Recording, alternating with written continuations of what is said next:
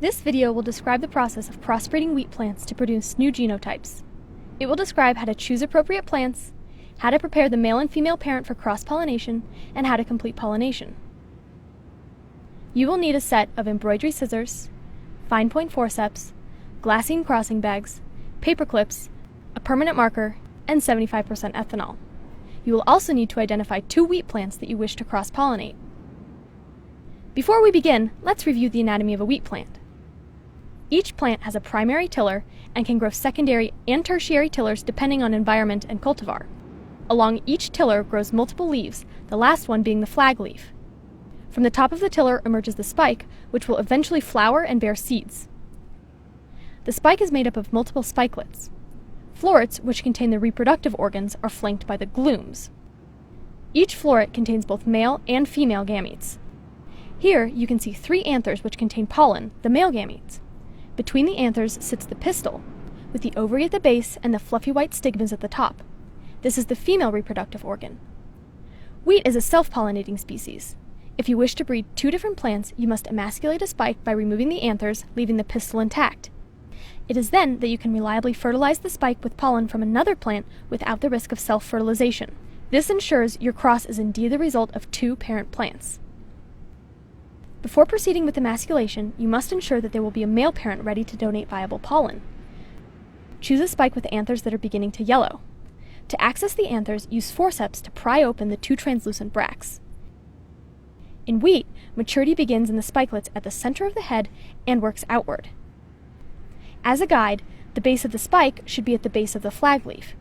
This is a sign that it is slightly more mature than the female and will soon begin to produce pollen. Once you've identified a male parent, bag the spike.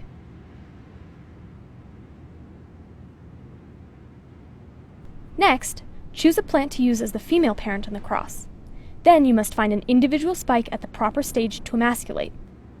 Most often, a spike at the proper stage of sexual maturity will still be partially encapsulated by the leaf sheath. Anther maturation rates vary with cultivar and environmental conditions, so it is important to check the spike before continuing. The anthers near the center of the spike must be green, a sign that they are still immature. This spike is at the appropriate stage to be emasculated.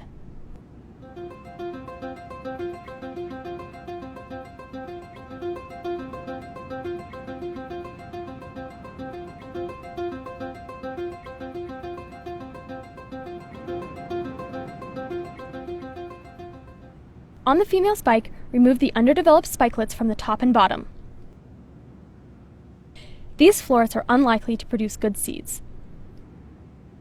Spikelets will have varying numbers of florets, but cross-pollination only utilizes the outermost florets, since these are more likely to produce the best seeds. With your forceps, locate the middle florets and hold them at the base of the awn. Gently pull down at a 45-degree angle until the inner florets detach from the spike.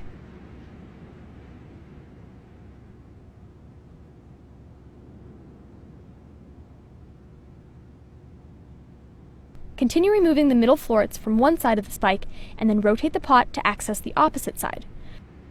Do not twist the stem as this injures the plant.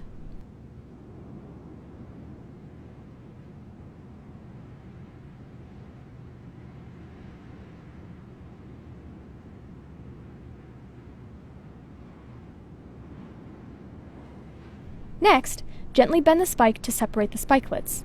Using your scissors, cut the top half off of every spikelet. Aim for the widest part of the spikelet to expose the anthers.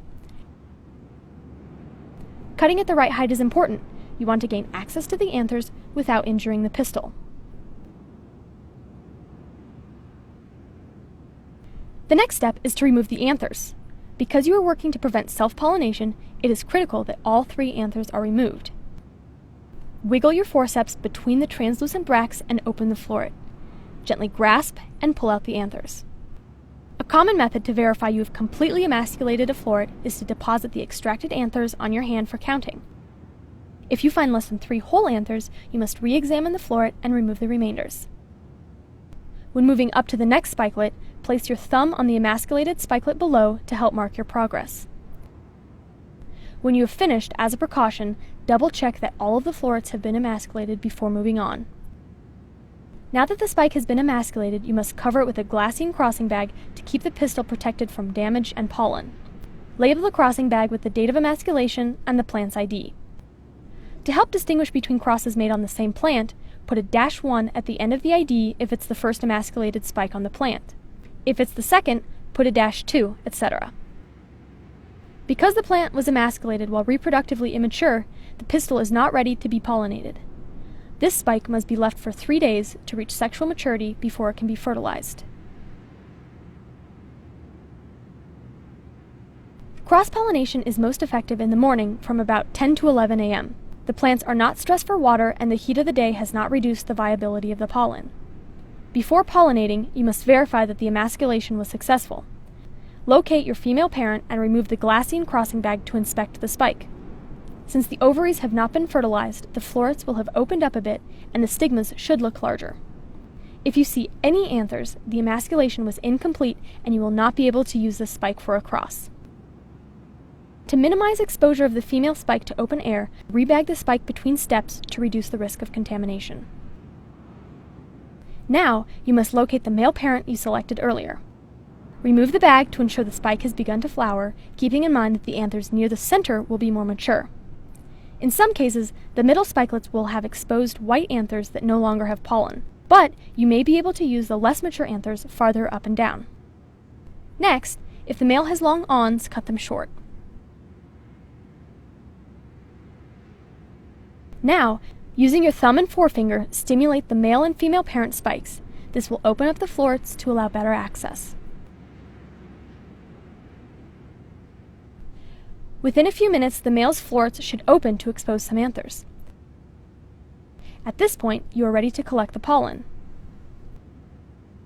Using your forceps, gently extract an anther. Dab the anther on each floret, moving up the spike. Once you reach the top, continue down the opposite side of the spike. Repeat this process 2 or 3 times with new anthers, but be sure to leave at least 1 anther in each floret to ensure the male parent is self-pollinated. Label the male parent's crossing bag with the plant ID and the self-pollinated or selfed symbol. On the female's crossing bag, complete the cross information. Write the male parent's ID and the date of pollination. If permitted by greenhouse arrangement, the spikes should be bagged together for 48 hours to allow continued pollination. With the male positioned above the female spike, flick the bag to promote pollen release. Then, move the female spike around so the opposite side is facing the male spike and flick the bag again. Do this each morning while the spikes are bagged together to increase the chance of pollination. Keep the male parent's bag paperclipped to the stem for this step. Place a pot under a plant that is too short to avoid bending the stems. If you are performing successive pollinations with multiple male parents, it is very important that you sterilize your forceps with 75% ethanol to avoid cross-contamination of pollen. The pollination is now complete and the spikes can be separated and individually bagged. For every cross-pollination that yields an F1 hybrid, you must ensure the continuation of the 2 parental lines. Reserve at least 1 spike for self-pollination on each plant that you will use in a cross. You can use the male parent spike that donated the pollen, but make sure that at least 1 spike of the female plant is left intact to self-pollinate. 4 to 5 days after pollination, the fertilized ovaries will begin to enlarge and become seeds. Count how many seeds have formed, and then write this number on the crossing bag before placing it back on the spike. Best of luck with your cross-pollinations.